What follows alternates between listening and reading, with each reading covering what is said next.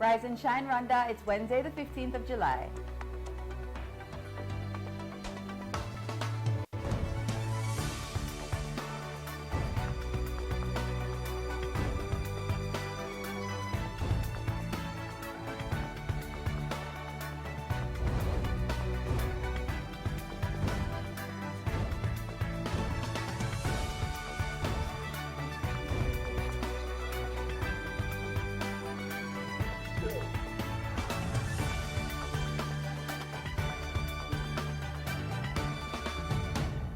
Coming up on today's Rise and Shine Rwanda.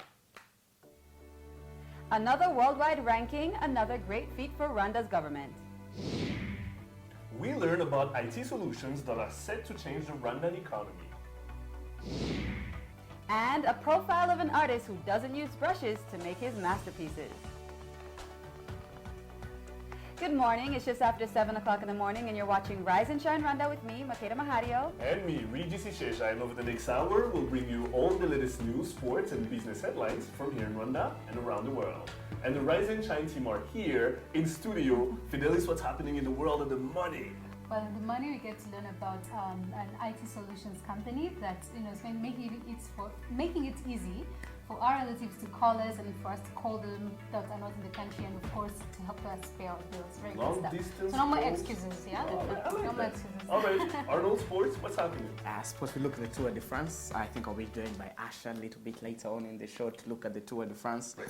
And boxing, Carl Foch has retired. We'll look at his legacy. Plus the National Handball League is back. APR up there. I know you're excited about that. Yesterday's debate did make me so excited about things going on. All I'm right. excited about it. All of that and more is still to come, but first, Rise and Shine, story of the day.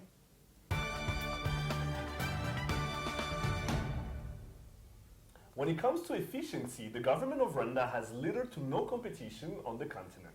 That's according to the World Economic Forum, which has ranked Rwanda as the 7th most efficient government worldwide, a ranking that's based on measures including the wastefulness of government spending, burden of regulation, and transparency of policy making. Take a look. According to the report, Qatar is the country with the most efficient government, with Singapore being a close second. Rwanda's 7th position was secured thanks in large part to the low level of waste in government spending. Looking at the general trends and looking at the general environment and to do business, Rwanda is an excellent place to do business. If someone wants to do business in a place, they look at the governance, that's number one. They look at stability, macroeconomic and political. They look at all different aspects, but those are the most efficient one. Of course, profitability comes in. This is not just about how great the government has been managed, it also shows the private sector's success is on par with its public counterpart. There's a code of conduct for everyone. We are working on that. We've been working on it with the Bankers Association, the Capital Market Authority, the whole industrial financial sector to have a code of conduct, which is the first thing you have to work on if you want to attract investors. People have to know that you have good governance, you have accountability, and you have profitability. So, and if you have the two, the last one comes on its own. So Rwanda is good for business, and it's open for business. With great leadership, and with Rwanda being the only African country in the report's top 10, one will easily be inclined to celebrate, right? Not really. For Rwandans, it's actually just another accomplishment, and resting on their laurels will not be happening anytime soon. When we decided to make Rwanda attractive to business, we were thinking big.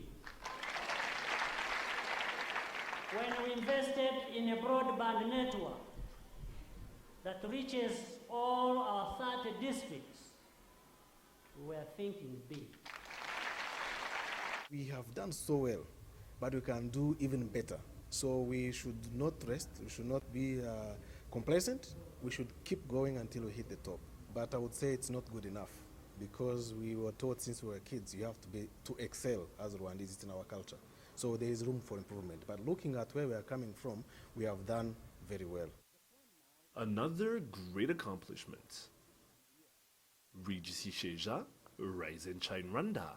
And joining me in studio now is Prince Kaigire, policy analyst at the Rwanda Governance Board. Welcome to the show. Thank you very much. All right, so usually if it was another nation, would be really celebrating right now, saying we're the only African country on the top 10, in the top 10 of this World Economic Forum. But Rwandans don't do it like that. We don't feel like that's enough. We always want to, aim higher. Would you say we're happy with the position, or we want to aim higher? Thank you, Regis. I think at this moment, Rwanda is it's an achievement that we should be celebrating without forgetting that we are aiming high. If you are 7 at most effective government, then why not the first?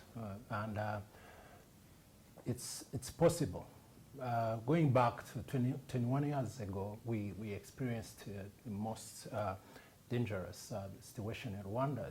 The whole country was a mess.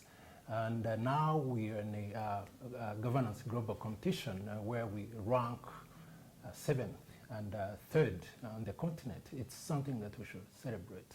Now tell me, and all the other Rwandans that are watching us, what gave us that 7th spot on the ranking? Why is Rwanda ranked 7th in the world? I would say it's mostly the Rwanda leadership that has been really tremendous over this period after the genocide. And second, that's the resilience itself in Rwandan people, where they want to be where they want to go. They have a very effective leadership, and the people are willing to contribute to become the better country. Now, you guys, as the Rwanda Governance Board, what do you guys do to implement, to make sure that the government is run the right way, that the policies are put in place the right way, especially you, since you're in the policy sector? What are you trying to do to make sure not only do we stay where we are, but we aim higher, we don't go lower? Oh, thank you. Rwanda Governance Board, what we do, it's a research institution that is basically provide guidance and advices to other public institutions when it comes to governance, good governance, where the public institutions that provide services to the people, the community, citizens, and we advise the best way that they can deliver on the expectations and the people. So we have different approach where we do research, we conduct research in service delivery and public policies, but also we monitor the service delivery in public institutions, and to see the level of participation at a local level, how people participate, take lead, take part in what concerns them, what issues that concern them. That's the most what we do. Right. You said a bit earlier that 21 years ago, there was a catastrophe in this country, a genocide against the Tutsi. About 1 million people died. Now, when you think about that, and the fact that now not only are we emerging as a powerhouse on the continent, but on top of that, we're the only African continent on this ranking. Yes. Does that mean that other African countries are not doing what they're supposed to do, especially since most of them didn't have to go through a genocide? Or is it just Rwanda that's doing a spectacular job altogether? I think every country is trying to do the best at its own. I would say Rwanda ranks 3rd on the continent. The first is Mauritius, the second is South Africa. Rwanda comes at 3rd position, and the other countries follows. I think every country is trying to do the best they can to take lead. It's a competition, as the report says itself. Rwanda is, as Rwanda, we're doing on our own. We focused on what we can do to be the best. It's like we want to have the better lives, not really comparing ourselves to others, but we know what we want, the best from ourselves, and we are able. There are facts that show that Rwandan people are able to do it. We are ranking the best on the continent, but also not only in this global competitiveness report. There are other reports that are coming that show that Rwanda is able, we have the ability to provide, the Rwandan government, Rwanda leadership have the ability to provide at high levels. And also great spending, because it says that for Rwanda to be number 7 on the worldwide ranking list, it's because the government spends well, whether it's money that's from here or money that's coming from foreign aid, we're spending the right way. Would you say that you guys had something to do with it by implementing some of the things that are followed, the guidelines, or is it just the government doing a great job?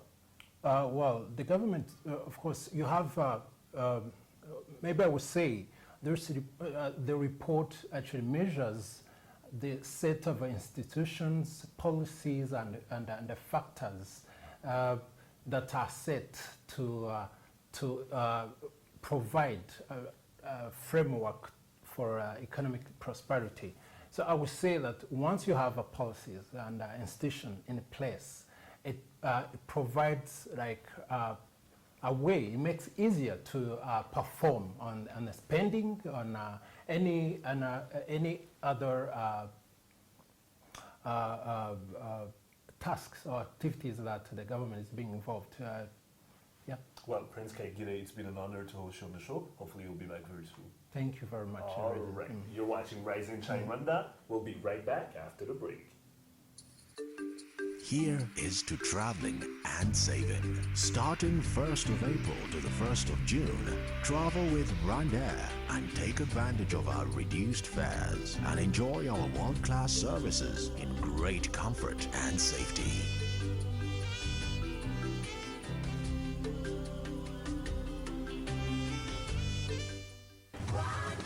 Fly our dream to the heart of Africa.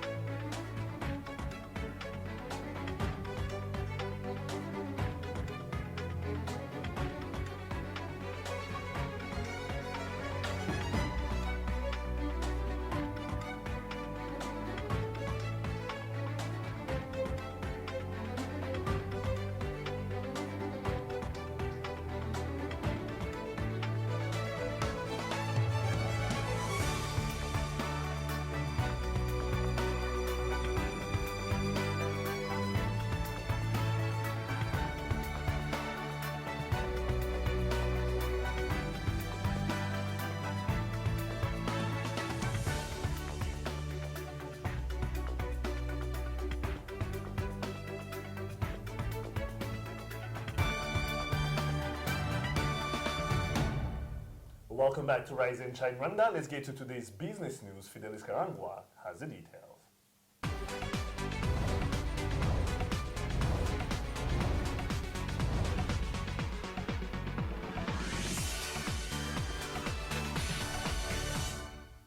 Business stories making headlines today. The Water and Sanitation Corporation has launched a new drive to improve service delivery. The 90-day campaign, dubbed Performance Improvement Program, is centered on key performance indicators including attitude and operations, all intended to deliver better and quicker services. It is expected that this move will reduce WASAC's losses from 38% of the water supply to 34% and increase water supply to Kigali residents to 130,000 cubic meters. And sweet potato farmers in Gakenya district have appealed to concerned authorities to construct a modern market for them to ease sale of their produce.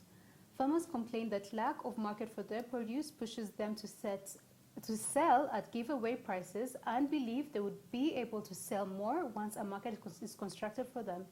Officials address the issue, saying they are partnering with the private sector and plan to construct a market in order to boost the farmers' earnings.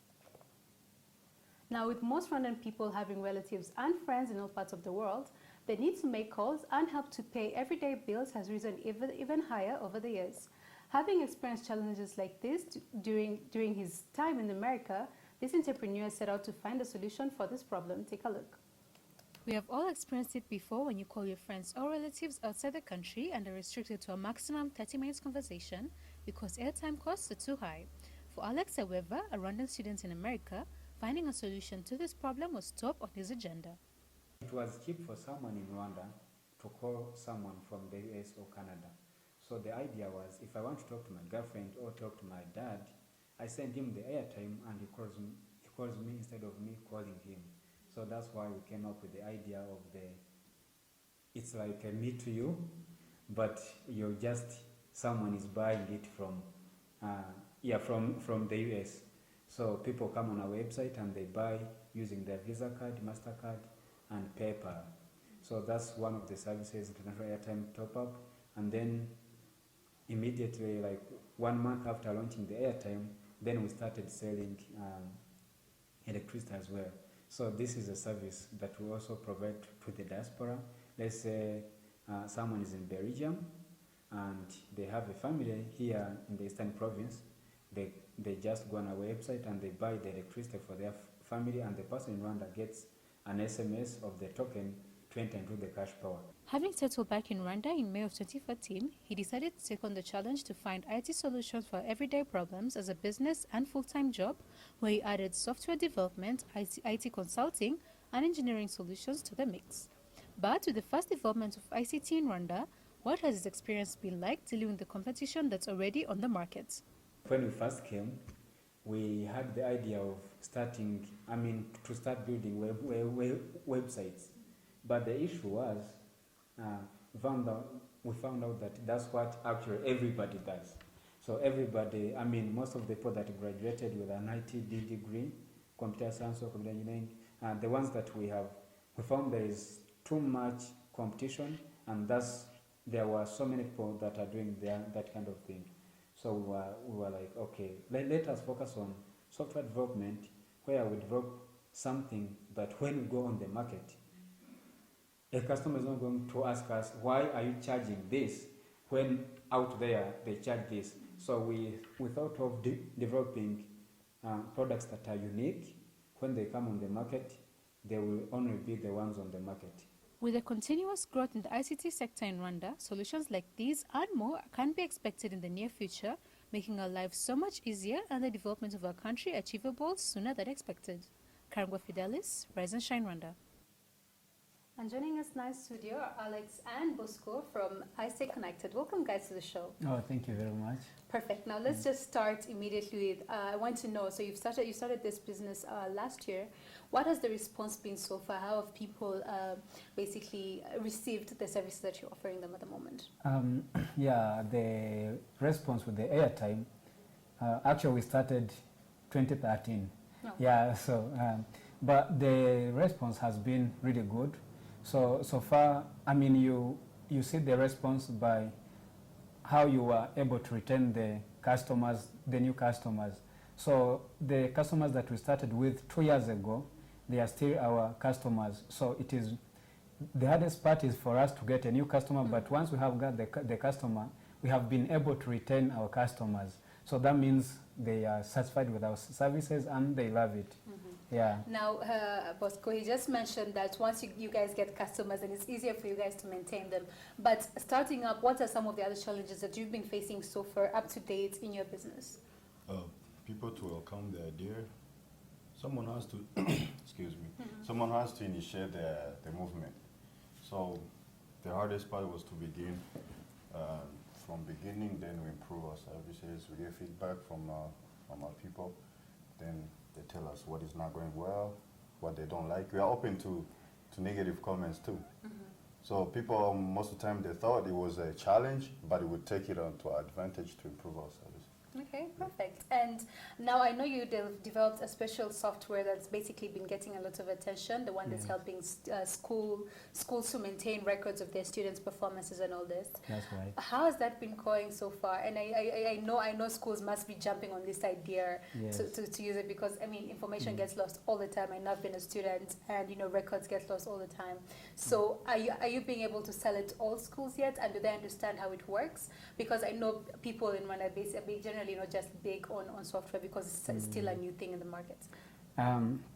So just a few comments on that. I would say when you bring a new product on the market, especially on the Rwandan market, and you present it as a Rwandese, some of the people expect softwares to be developed by somebody with a white skin or from a different country. So that has been a little bit of a challenge, but we have had some of the people, some of our customers who we call our early adopters.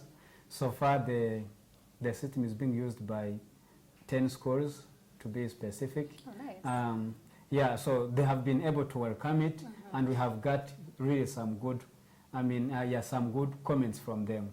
Yeah, the feedback is really good. They started using it last term. So we have schools that started using it from last time, and it generated the reports. Like, I'll give you an example. There is a teacher who gave an exam, and after giving an exam, he went back home, and he was from DRC. So he went back home with the papers. After marking, he was able to go into the system, put the grades, and the administration was able to see his grades. So we have had some good feedback from the schools, the ones that are actually using it. Oh, perfect. Yeah. That sounds really good. And as Chief Marketing Officer, if you don't mind sharing with us, what else are you guys working on that people could look out for? Maybe they're, hoping that there's something that you're working on that could benefit them in a particular aspect of their life. So is there anything that we need to know about that you look forward to? Yeah, actually, we have other services. The initial ideas was airtime and electricity. So we took initiative to come here locally to give back to the community and use our knowledge. That we go there, seek knowledge, you come back here, and then we serve our community, we give people back. So what's other services that, back to your question, is we work with the Forex Bureau, we develop software for them. There's some, one of the standards the bank asks for them, we sit with them, we discuss, and they explain to us, we develop software for them too. Another, I think that's one or other software we're working on. Okay, well, it sounds very interesting. I'm sure people are looking forward to, more services from you guys, and we wish you all the best, and definitely hope to have you on the show again, because you've created some other amazing innovation. Do something to add on. It's just the beginning. Oh, yeah. So we're going to be prosper. We're going to serve our people. Definitely. Well, thank you very much for coming to the show. Yeah, you're welcome. Well, you're up to date today's business headlines. Sports news coming up next in just a minute with All No Quiz Data.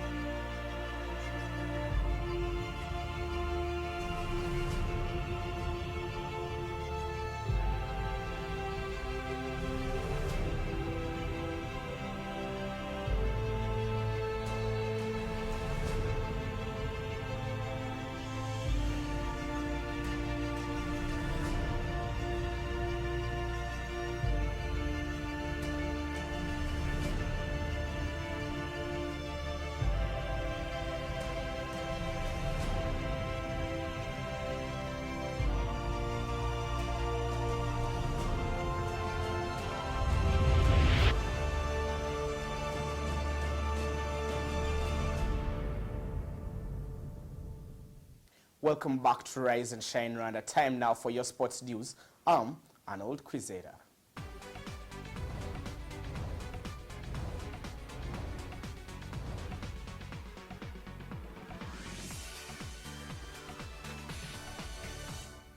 Starting with handball, APR Handball Club defeated Nyakabanda 51-15 in the National League at Kimisagara Youth Center to pull level with leaders Police Handball Club on 30 points, with the Army side having played a game less. Viatu Nzamankwa scored the game-high 14 goals for the Army team, who are seeking to dethrone Police as champions.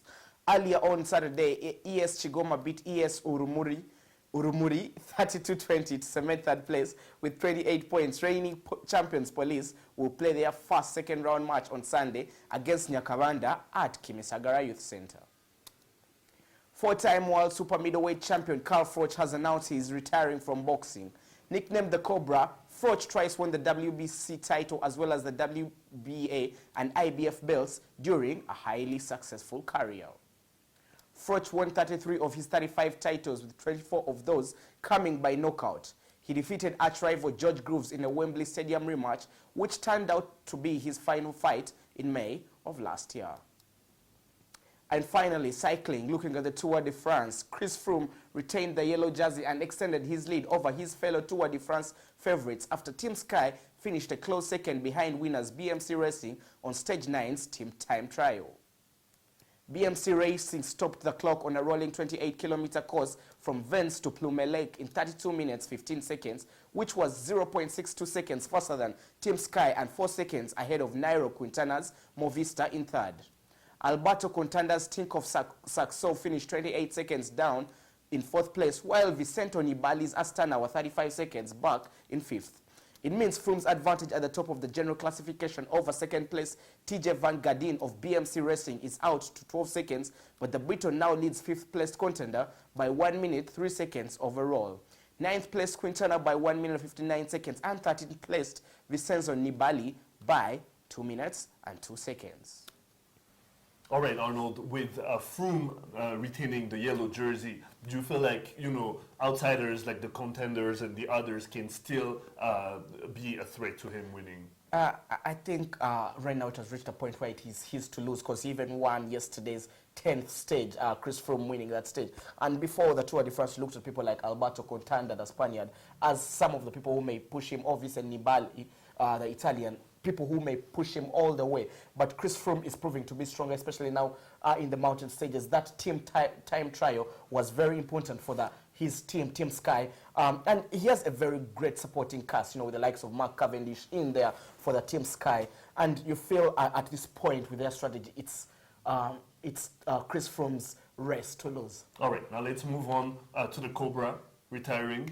How sad are you about that? Not really sad, but you feel it was the right age for him. 38 years old. We thought, he could give us some more good fights, but let's look at the fights he had. That fight against James Taylor that launched his career in boxing, a fabulous fight we had from in the super middleweight category.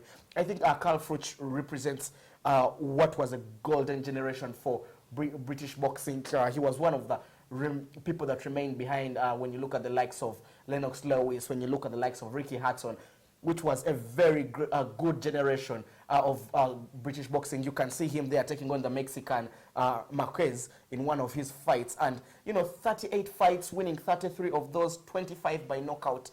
That's legendary. And he's going to be remembered, and he's going to be in that Boxing Hall of Fame come one day. He held the WBC title, the IBF, and the WBA titles simultaneously at some point. He's one of the greats in that super middleweight category. All right, now do you feel like Police can be a threat to APR right now at this exact moment when it comes to local handball? I think Police will have the belief, being that they are the defending champions. They've won already 2 tournaments this year. They've won 4 of the last 5 national handball championships. You feel Police are the force to reckon with. But APR also recruited well. They recruited Police's marksman. They recruited their coach.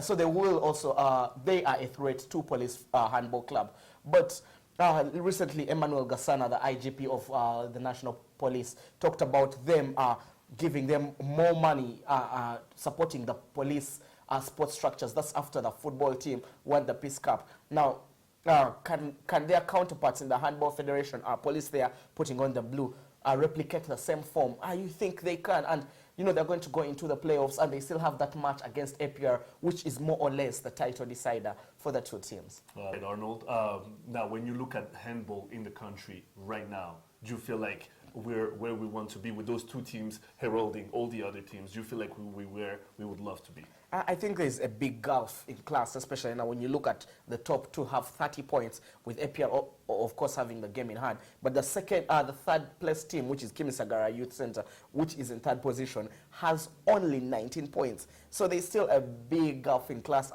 When you look at so many schools have handball structures, but the sport, I think, is not as promoted as much. And this is a sport that hasn't yet caught the eye of sports federations. Yet, when you look at our physical astute, it should be one of the sports that Rwanda can pick up on, to represent us at events like the All Africa Games, the African National Championships. So I don't think we are yet there when it comes to handball when you look at the whole region. I will compare us to the likes of Kenya. All right, Arnold, it's always a pleasure to have you. Thank you very much. Thank you. You're watching Rise and Shine Rwanda. Don't go anywhere. Stay tuned. News are up next.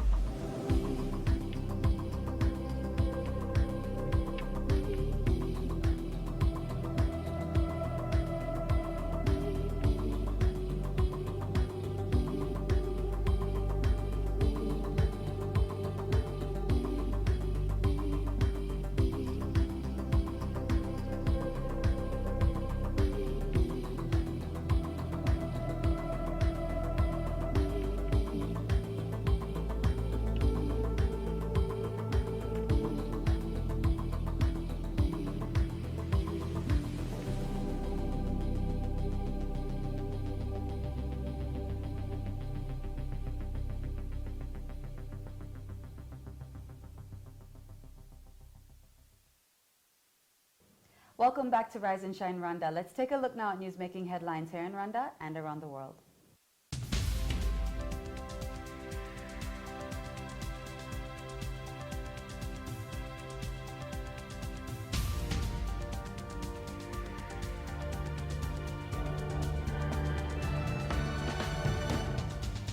Rwandan lawmakers have voted to hold a referendum on proposed changes to the constitution that will allow President Paul Kagame to extend his 15 years in power.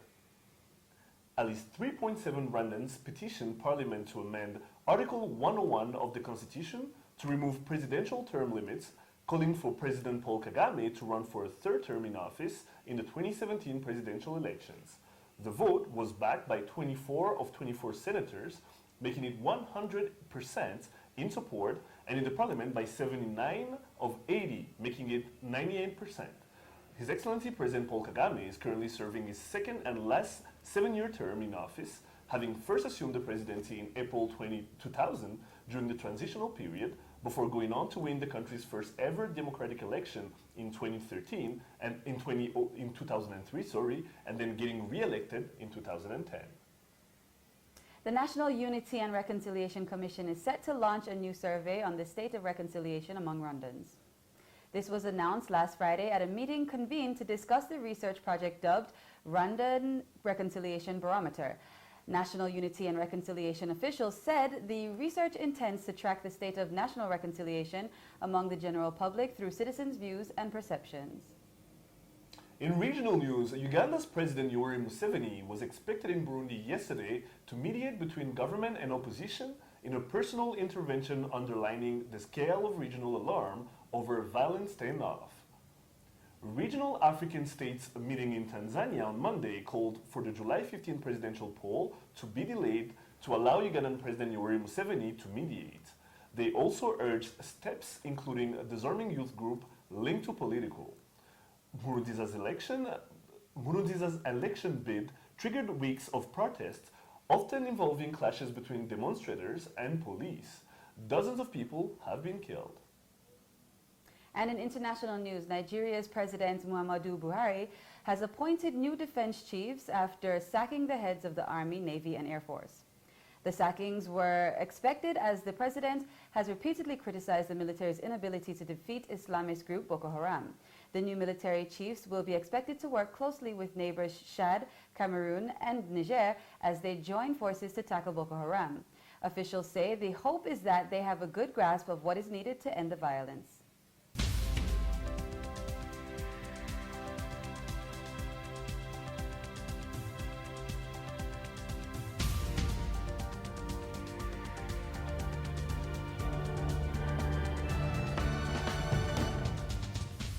Okay, lots more still to come. Lifestyle is up next. Plus, we take a look at what's hot right now in our daily debate section, Hot Topics. We'll be right back. Here is to traveling and saving. Starting 1st of April to the 1st of June, travel with Rwanda and take advantage of our reduced fares and enjoy our world-class services in great comfort and safety.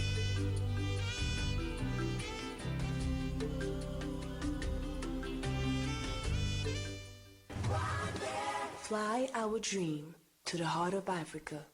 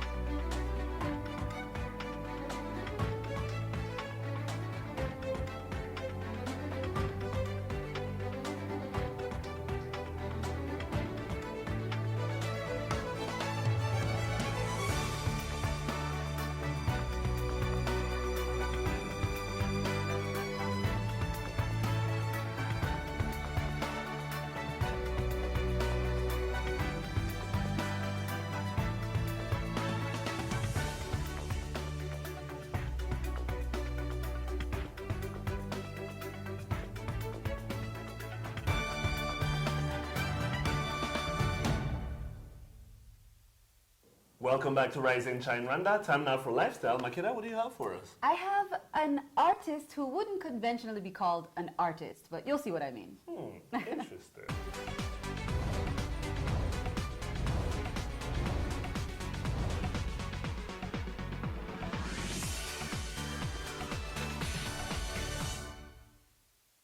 They are essential for special occasions. They're the perfect romantic gestures or apologetic offerings, and they're all around us. I'm talking about nature's paintbrush, flowers. Selecting the right flowers for a certain occasion and putting them together is an art, and one man has this skill down to a T. Meet longtime florist and flower shop owner, Jean-Marie. Think of any significant occasion, a wedding, a funeral, an inauguration, a milestone birthday party. One thing you can't miss is flowers, and these play a bigger role than you may think. I went to meet with one of Kigali's finest florists to learn more. Le niveau monte. Ce n'est pas comme il y a 10 ans, 12 ans. Et maintenant, le niveau monte sérieusement parce que beaucoup de Rwandais aiment bien les fleurs, ils aiment bien embellir leur maison, les magasins ou les bureaux. Même dans des bureaux, on trouve des fleurs, des bouquets. Souvent, ce sont des surprises. Les gens s'offrent et font livrer des fleurs pour surprendre. Mais souvent, les gens sont très contents. Jean-Marie's shop, Lily Fleurs, is one of the oldest and well-known in Kigali, having been around since 1995. He is known for having unique flowers and creative arrangements, providing pieces for big establishments such as Hotel de Mille Collines on a weekly basis. With so much success, I had to ask him how he got his start in the business. Le meilleur, c'est peut-être trop dire. Disons que je suis fleuriste, c'est tout. Et j'ai beaucoup d'expérience dans ce travail, parce que j'ai commencé il n'y a pas longtemps. Il y a longtemps, justement. Et ça fait à peu près 40 ans que je suis dans ce métier. Et je me plais bien dans les fleurs, ça va. J'ai jamais appris ça. C'était une passion. It's no doubt that Jean-Marie is an artist at heart. Before we left the shop, we had to ask him what inspires his beautiful pieces that he fashions all himself. Je crois que c'est inné, c'est venu tout seul comme ça. Et j'aime bien les fleurs. C'est un beau métier, c'est un métier noble. Well, he certainly does it well. Makeda Mahadio, Rise and Shine Rwanda. Makeda, I'm really happy that you did a report on this because I feel like Jean-Marie is one of those unique people we have here in the city who really, really takes this. I mean, it's important to him. And he doesn't just sell you flowers. It comes with the fact that he's been doing this for a while, right? Yeah, definitely. I mean, like he said, he's been doing it for like 40 years. It's one of the oldest shops in Kigali. It's been there since '95. So, I mean, it's definitely, he's great at it. And the reason why I decided to profile him as an artist is because I consider him to be an artist, but also because so many people know him. You know, you ask someone about a florist and they'll say Jean-Marie's name, you know what I mean? And I think that one of the things that gives him an edge is that he finds these unique flowers, these flowers that you don't normally see everywhere, and I think that's what people definitely like about him. He says he goes as far as getting them from Musanze. Yeah, he gets them from Musanze, from Gisenyi. He finds, you know, different places where he knows that he can get those specific flowers, and he also has such a good talent of putting them together. He makes these beautiful bouquets, and people just really love him. If you go into places like Mille Collines, but a lot of other different places, and you see that they always have different flowers, a lot of times it's him, and he's actually doing all of that himself. What I like the most is when you walk into the shop, he's not like every other place where you actually go and they'll tell you, well, that's a bunch of roses, red roses, you might like them. No, he's going to explain to you why you should get that one. Maybe the person you're trying to buy them for will appreciate this kind because of this and that. I think he's very knowledgeable about this. Definitely. I mean, he's been doing it for so many years, and I think when you're passionate about something, when you love something, it's definitely, you know, you can advise people on what you don't want to just kind of do it as your job. You take it seriously, and he definitely takes this as, you know, his passion. He talks about, you know, loving it forever. He said he never went to school for it, although there are schools for, you know, being a florist. He never went to school for it. He kind of just always loved it and decided that he was going to take that on and make that his career. But he's also a restaurateur. He owns a restaurant as well. So, you know, he's a jack of all trades, but he's great at He's at great. In flowers. '95, he was called Le Petit Kigali. Oh. I remember. Well, Yeah. I'm not saying that you're old or anything, but They know. Thank you so much, Michaela. thank you too, and All you right. don't go anywhere. Hot Topics is coming up next.